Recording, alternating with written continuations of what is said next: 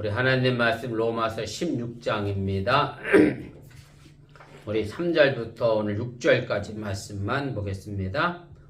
로마서 16장 우리 3절부터 우리 6절까지 말씀 우리 함께 읽겠습니다.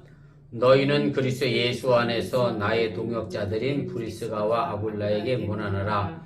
그들은 내 목숨을 위하여 자기들의 목까지도 내놓았나니 나뿐 아니라 이방인의 모든 교회도 그들에게 감사하느니라.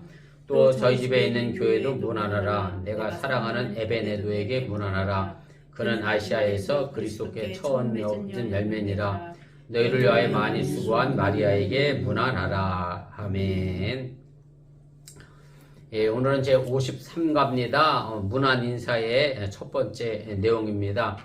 오늘 로마서를 사도 바울이 마무리하면서 제일 먼저 우리 지난 시간에 이야기했던 것처럼 베베에 대하여 로마 교회에 추천을 하게 됩니다. 베베가 어떤 일로 로마에 가게 되는지는 정확히 알 수 없습니다만은 아무튼 베베가 로마 교회에 가게 되면 베베를 잘 도와달라 그렇게 요청을 하게 되고요. 그리고 나서부터 본격적으로 사도 바울이 3절에서부터 23절까지 말씀해서 사람 이름을 한 명 한 명 거론하면서 문안 인사를 하게 됩니다. 본문 계열을 보시겠습니다. 그래서 사도 바울이 이 로마서를 마무리하는 이 편지의 형식은 그때 당시의 일반적인 형식의 틀에 크게 벗어나지 않고 전형적인 틀 안에서 마지막으로 문안 인사를 하게 되고요.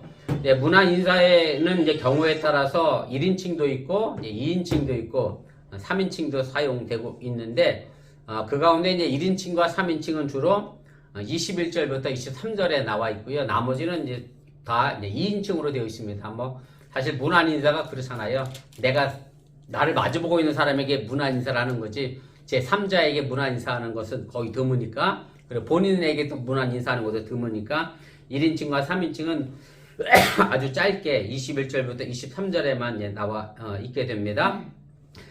세 번째입니다. 그래서 이 문안 인사들은 당시의 관례로 보아서라고 이렇게 되어 있는데 무슨 말씀인가 하냐면 사도 바울이 로마서를 쓴 것으로 되어 있습니다만은 실제적으로 이 로마서를 쓴 사람은 누구냐면 더디오라고 하는 사람입니다. 로마서 우리 16절 22절 말씀인데 각주 1번에 달아드렸는데 보세요. 이 편지를 기록하는 나 더디오도 주 안에서 너희에게 문안하노라. 그래서 로마서를 실제로 사도 바울이 쓴 거긴 하지만 대필한 거죠. 누가 대필한 거예요? 더디오라고 하는 사람이 대필한 거고 사도 바울은 쉽게 말하면 말로 인사를 나누었던 것이고, 그래서 서기였던 더디오가 쓸 가능성이 크다라고 하는 얘기고, 그리고 그 명단에 기록된 이름만 해도 무려 26명이 되고요. 그리고 26명의 이름만 있는 것이 아니라 오늘 본문에도 나와 있습니다만은 5절에도 보면 그렇잖아요. 브리스가와 아굴라에게 문안하라 그래 놓고서 또 저희 교회에도 문안하라 그랬어요. 그러니까 브리스가와 아굴라 두 사람 말고도 그 집 식구에 속하여 있는 다른 사람들도 식솔까지도 문안 인사를 하기 때문에 상당히 굉장히 많은 이름이 사람들에게 사도 바울은 문안 인사를 하게 됩니다. 이 페이지 제일 위로 올라가겠습니다. 그래서 제일 많이 등장하는 이름은 헬라식 이름, 그때 당시 헬레니즘 문화 속에 있었던 로마에 있었던 이방인들에 관한 이름이 등장을 하게 되고요. 그래서 안드로니고, 아벨로 쭉 나와 있고요. 그 다음에 라틴어로 된 이름도 등장을 하게 됩니다. 암블리아, 아굴라, 가이오, 율리아, 유니아, 스다, 구아도 이런 사람들. 루포는 여러분들이 이미 예수님께서 십자가에 못 박혀 돌아가실 때도 루포와 그의 어머니도 나오죠. 루포가 거기 있고, 그 다음에 히브리 계통의 이름은 마리아와 헤로디온 이 정도에 되어 있고요. 저희들의 이름 보기에는 이게 구별이 잘 안 되지만 쉽게 생각하면 이렇잖아요. 한국식 이름과 중국식 이름과 일본 이름은 우리는 알잖아요. 그러니까 아마 이때 당시 사람들은 이 이름 보면 이게 헬라식이고 아니면 라틴어 이름이고 아니면 히브리어 이름이고가 구별이 돼서 이렇게 나눠지게 됩니다. 5번입니다. 그래서 이들 이름 가운데 일부는 사회적으로 높은 지위에 있었던 이름하고도 동일한 이름으로 등장합니다만은 대다수는 노예나 자유인, 직업상으로는 장인들 일반 서민들의 이름과 일치하게 된다라고 하는 얘기고, 바울이 거명하는 이 방식이나 묘사하는 그런 어조에 비추어서 보면 어쨌든 바울 사역에 동참을 했거나 혹은 바울 사역을 도왔던 사람들의 이름이 등장을 하게 됩니다. 그래서 특별히 우리가 잘 알고 있는 뭐 브리스가, 아굴라 뭐 이런 사람들의 이름들, 뭐 루포도 마찬가지고, 그래서 7명의 여자가 이제 등장을 하게 되고 남자는 이제 5명 정도가 이제 등장하게 돼서 어찌 보면 비율적으로 보면 여자들이 더 사도 바울을 이제 도왔던 것으로 그렇게 보여지게 되고요. 뭐 베베라고 하는 사람도 여자였다라고 제가 지난주에 말씀드렸던 것처럼 베베도 여자였고, 그래서 많은 여자분들이 이제 사도 바울의 선교를 이제 도움을 주게 됩니다. 6번입니다. 그럼 바울은 왜 이렇게 한 사람씩 이름을 불러가면서 길게 인사말을 나열했느냐? 라고 하는 이제 의구심을 이제 갖게 되는데, 그래서 이제 바울이 사실은 로마 교회를 개척하지 않았기 때문에 더 그 사람들을 이름을 일일이 불러가면서 인사한 것이 아닌가라고 이제 이야기를 생각을 해보게 되고요.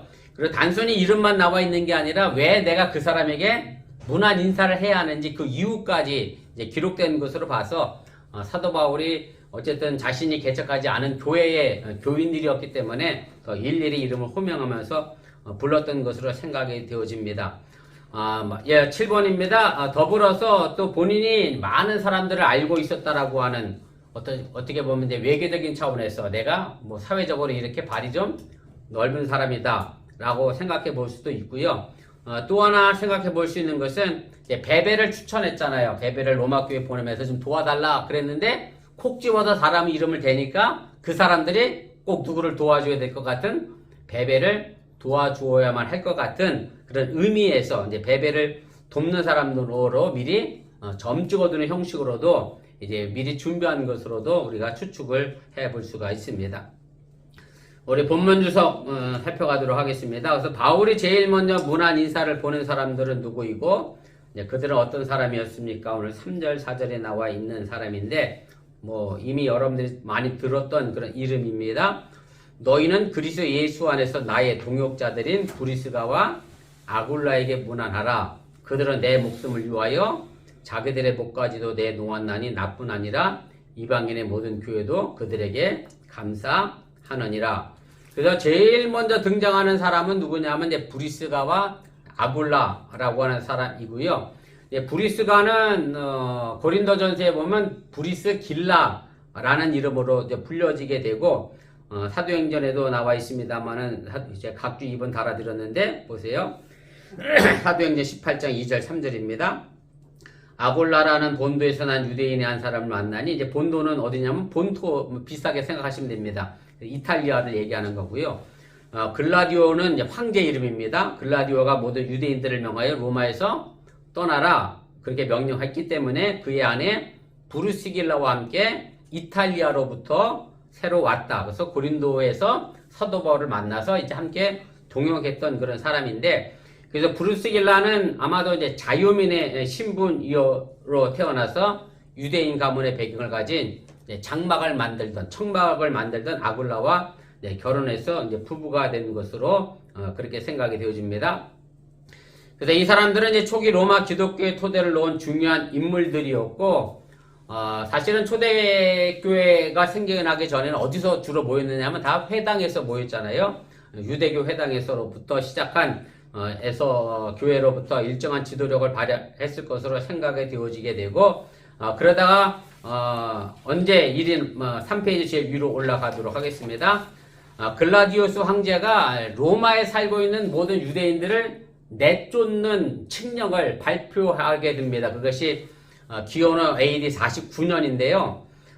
그때 이제 로마로부터 추방되어져서 이제 고린도를 가서 거기서 사도 바울을 이제 만나게 됩니다. 그래서 제가 로마서를 시작할 때 말씀을 드렸었는데, 사도 바울의 이렇게 연도를 계산할 때 제일 중요하게 생각하는 연도가 뭐냐면 바로 이 글라우디우스 칙령입니다. 이게 실제적으로 역사에 나와 있는 칙령이고, 그리고 사도 바울도 이게 보면 글라우디오가 유대인들은 전부 로마, 이탈리아에서 떠나라 라고 명령했던 글이 나와 있기 때문에 그래서 이 49년을 기점으로 해서 이제 사도 바울의 행적을 이제 표현을 하게 되고요. 그래서 그때 당시에 이제 로마에 살고 있던 유대인들이 전부 로마로부터 쫓겨나는 이제 일들이 있었는데 그때 이제 바로 이 아굴라와 브리스길라도 로마를 떠난 것으로 이제 그렇게 생각이 됩니다. 3번입니다. 그래서 그들이 로마를 떠나서 어디를 가게 되느냐면 이제 도착한 것이 고린도였고요. 이제 바울은 이곳에서 이제 이들 부부와 처음 만나게 되고 바울도 무슨 직업을 가지고 있었죠? 천막을 만드는 직업을 가지고 있었기 때문에 아굴라와 함께 일터에서 일하면서 같이 사역한 것으로 이제 이해가 되어지게 되고요. 그리고 고린도에서 얼마를 머무르게 되냐면 1년 6개월을 이제 머물게 되고 그리고 함께 더불어서 에베소로 사역지를 옮겨가게 되는데 그래서 브리스길라와 아굴라의 이 교회는 사실은 2명만 있는 게 아니라 그 밑에 딸려있는 노예까지 식구까지 같이 움직이니까 쉽게 말하면 이동력 있는 가정교회다라고 생각하시면 됩니다. 로마 교회에 있다가 고린도 교회로 왔다가 다시 에베소로 이사가는 그래서 그런 상황 속에서 이제 사도 바울을 많이 도왔을 것으로 이제 생각이 되어지게 되고 에베소에서 이제 바울이 심한 박해를 당하는 경우가 있습니다. 제가 그 뒤에 다시 설명하겠습니다만 사도행전에 나와 있는데 그때 아마 이 아굴라와 브리스길라가 사도 바울을 구해낸 것으로 이해가 됩니다. 4번입니다. 그래서 이 사람들은 이제 바울의 사역을 뒷받침할 만큼 어느 정도 이제 재력이 있었던 사람들로 이제 보이게 되고요. 또 로마 교회를 개척했던 선구자답게 이제 신학적으로도 식견이 상당히 높아서 사도행전에 보면 아볼로라고 하는 나중에 이제 사도 바울과 아볼로 같이 동역하게 되는데 아볼로를 성경을 가르쳤던 것으로 이제 나오게 됩니다. 제가 각주 4번에 달아드렸는데 보세요. 사도행전 18장 25절 26절입니다. 그가 일찍이 주의 도를 배워 열심으로 예수에 관한 것을 자세히 말하며 가르치나 요한의 세례만 알 따름이다. 여기서 그는 이제 아볼로입니다. 그가 회당에서 담대히 말하기 시작하거늘 브루스길라와 아굴라가 듣고 데려다가 하나님의 도를 더 정확하게 풀어 이르더라. 그래서 아볼로도 성경에 능통한 사람이었는데 요한의 세례만 알았기 때문에 브루스길라와 아굴라가 이제 예수님의 세례에 관하여 성령의 세례에 관하여 더 정확하게 풀어 이야기할 정도로 성경적 지식도 식견도 높았던 것으로 그렇게 이제 생각이 되어집니다. 그러면서 이제 본문에서도 보면 그렇습니다만은 항상 이 아굴라보다 누가 이름이 먼저 나오냐면 브리스길라가 먼저 나와요. 그래서 가부장적 사회의 시대를 본다라고 하면 항상 누가 먼저 나오게 되느냐면 남편이 나오고 아내가 나와야 되는데 그래서 이게 파격적인 것으로 우리가 생각이 되어지게 되고요. 그럼 왜 브루스길라가 아굴라보다 먼저 나오느냐? 뭐 브루스길라가 신분이 더 높아서가 그런 게 아니라 일반적으로 그녀가 사도 바울을 도왔던 선교적 열정이 더 높았기 때문에 사도 바울은 항상 브루스길라를 먼저 이야기하고 그 다음에 아굴라를 이야기한 것이 아닌가 그렇게 생각이 되어지게 됩니다. 5번입니다. 그 다음에 이제 로마 정부가 이제 유대인을 로마로부터 다 떠나가라 출교를 시킨 다음에 그 명령이 이제 철회되자 브루스길라와 아굴라는 다시 자신의 고향이라고 생각하시는 자신의 본토로 돌아가게 되고요. 다시 로마서로 가게 되고 그래서 사도 바울이 로마서를 집필하고 있을 당시에 아굴라 브루스길라는 어디에 가 있었다? 로마에 가 있었기 때문에 그래서 로마에 대하여 가서 이제 인사를 하게 됩니다. 그리고 사도 바울이 로마를 거쳐 나중에 서버나를 가게 될 때, 스페인을 가게 될 때에 이 사람들을 통해서 이제 도움을 받기 위하여 사도 바울이 인사를 나눈 것으로 우리가 생각을 해볼 수 있고요. 사도 바울이 이 두 사람들을 이제 표현하면서 이렇게 표현하죠. 그리스도 예수 안에서 나의 동역자들이라고 호칭하면서 사도 바울이 정말로 이 두 사람을 자신의 동역자로 생각할 정도로 귀하게 주의 일들을 감당을 하게 됩니다.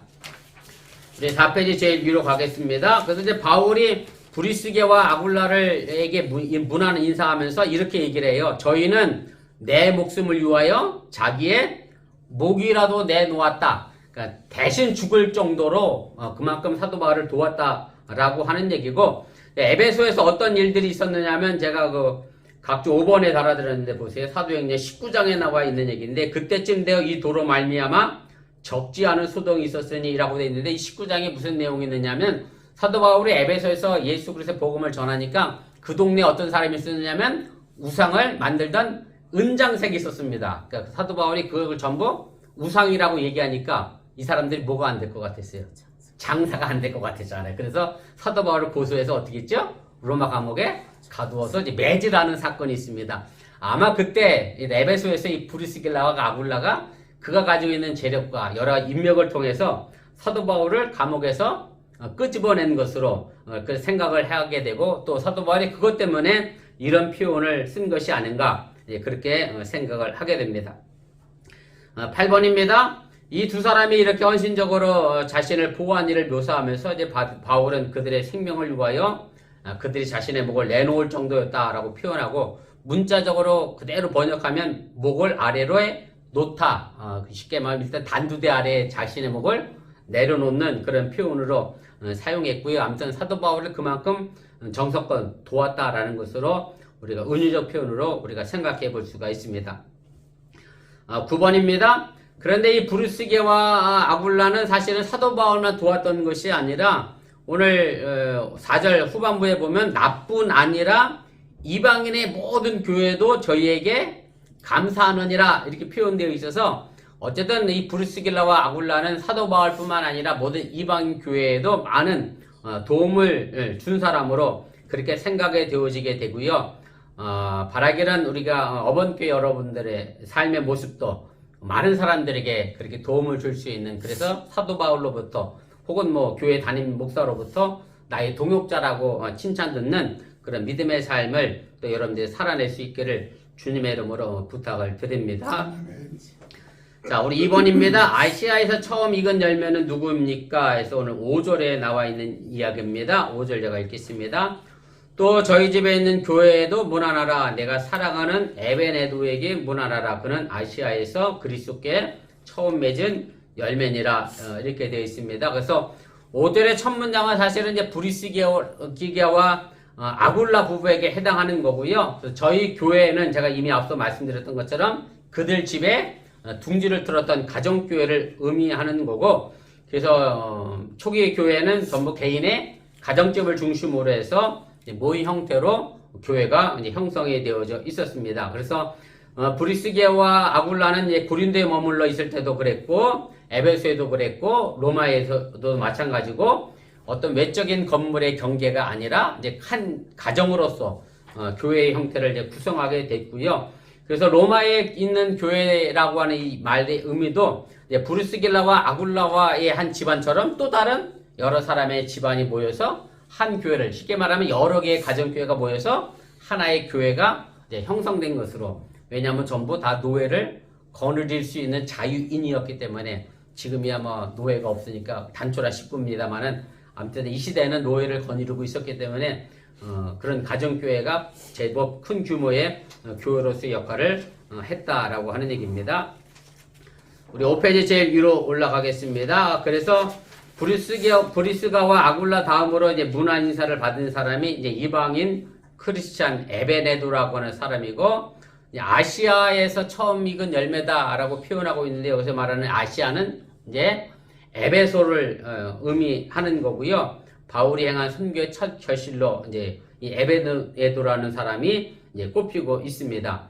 그래서 아가의 첫 열매인 스데바나처럼 이제 에베네도도 에베소의 첫 열매로 이제 등장을 하게 되고, 근데 사실은 에베네도라고 하는 사람은 어떤 사람이었는지 구체적으로 성경에 나와 있는 것은 없습니다. 그래서 다만 이 추측학 따름이라고 하는 얘기고, 5번입니다. 그래서 5번에 보면 제가 쓴 것인데, 이제 브리스가와 아굴라가 이제 천막 만드는 일을 했는데, 그 천막 만드는 일을 두고 일할 때 같이 일했던 일꾼 중에 한 사람이 에베네도가 아니었을까. 그래서 에베소에서 다시 로마로 돌아갈 때 이 에베네도도 그 천막 만드는 일을 하면서 다시 로마로 갔기 때문에, 그래서 그곳에서 에베네도에게 인사를 나눈 것이 아닌가, 이제 그렇게 추측을 해 보게 됩니다. 그러면서 이 에베네도에 대하여 이제 뭐라고 이야기하느냐면 나의 사랑하는 이라고 이제 부르면서, 어쨌든 이제 사도 바울이 함께 머물렀던 에베소 교회에서 이 에베네도가 사도 바울에게 큰 공헌을 한 것으로 우리가 그렇게 짐작을 해 볼 수가 있습니다. 3번입니다. 로마 교훈을 위해 많이 수고한 사람은 누굽니까? 오늘 6절에 있는 말씀인데 이렇게 되어 있습니다. 너희를 위하여 많이 수고한 마리아에게 이제 문안하라. 이제 이렇게 되어 있는데요. 처음으로 이제 여자 개인에게 이제 문안 인사를 나누게 되는데, 근데 이제 마리아는 뭐 신약 성경에 6명이나 등장하는 것처럼 그때 당시 가장 흔한 이름 중에 하나였기 때문에 이 마리아가 어떤 마리아인지는 뭐 정확히 우리가 알 방법은 없습니다. 그래서 이 마리아라고 하는 이름의 어원이 어디에서부터 나왔느냐라고 하면 모세의 누나가 미리암이었잖아요. 그래서 그 미리암이라는 히브리어 말의 의미가 매우 뛰어남인데, 이제 그 미리암에서 마리아가 유래된 것이 아닌가라고 이제 생각을 해 보기도 하고요. 또 한편으로는 이제 로마 이름으로 이제 마리우스라고 하는 남자 이름이고 여자로는 이제 마리아가 된다고 그래요. 그래서 로마의 이름으로서 여성으로 나타나는 것이 아닌가라고 주장도 하고, 아무튼 뭐 정확하게 어디서부터 유추된 것은 알지 못하고 이 두 가지 정도의 가설을 내세우고 있습니다. 수고한다라고 하는 이 단어라고 하는 자체가 뭐 우리 느낌으로도 그렇습니다만 땀 흘려서 열심히 일한 그런 느낌이 있고요. 그래서 바울에게 어쨌든 뭐 이 마리아라고 하는 여인이 꽤 많은 수고를 아끼지 않고 했음을 이야기하고, 수고하다라고 하는 이 단어는 사실은 뭐 일반적으로 일을 했다라고 하는 그런 개념의 의미보다 사도 바울도 자신의 복음을 전하고 선교 사역하는 일을 가지고 뭐라고 표현했느냐면 항상 내가 수고했다 그랬거든요. 그래서 여기서 마리아의 수고도 단순히 뭐 돈을 벌기 위한 수고라는 개념이 아니라 복음을 전한 일의 수고로 우리가 이해하시면 되겠습니다. 제가 각주 달아드렸는데 보세요. 각주 8번입니다. 고린도전서 15장 10절에 보면 내가 나된 것은 하나님의 은혜로 된 것이 내게 주신 그의 은혜가 헛되지 아니하여 내가 모든 사도보다 더 많이 수고하였으나, 그래서 더 많이 수고했다는 얘기는 더 많이 복음을 전했다라고 하는 얘기죠. 갈라디아서 4장 11절 말씀입니다. 내가 너희를 위하여 수고한 것이, 갈라디아 교인들을 위해 수고한 게 뭐겠어요? 복음 전하는 일이었고, 빌립보서 2장 16절도 마찬가지입니다. 생명의 말씀을 밝혀 나의 다름질이 헛되지 아니하고 수고도 헛되지 아니하므로. 그래서 사도 바울이 수고라고 하는 이 단어는 다 선교와 복음을 전하는 일에 사용한 것으로 여러분들 이해하시고, 또 그런 수고 또한 우리에게 있어져야 함을 여러분들이 믿으시길 바랍니다. 3번입니다. 마리아가 로마 교인들을 위하여 무엇을 어떻게 많이 수고했는지 알 수는 없습니다만은, 아무튼 중요한 것은 사도 바울이 로마 교회를 위하여 열심히 일한 여성 가운데에 한 크리스찬의 수고를 기억해 달라라고 이야기할 정도로 중요했던 인물이었음을 여러분들이 기억하시고, 오늘 나와 계신 두 분도 우리 김정희 집사님도 우리 장유수 권사님도 어번교회를 위하여 많이 수고한 사람입니다 라고 그 누군가에 전해줄 수 있는 귀한 헌신의 삶이 될 수 있기를 주님의 이름으로 또한 부탁을 드립니다.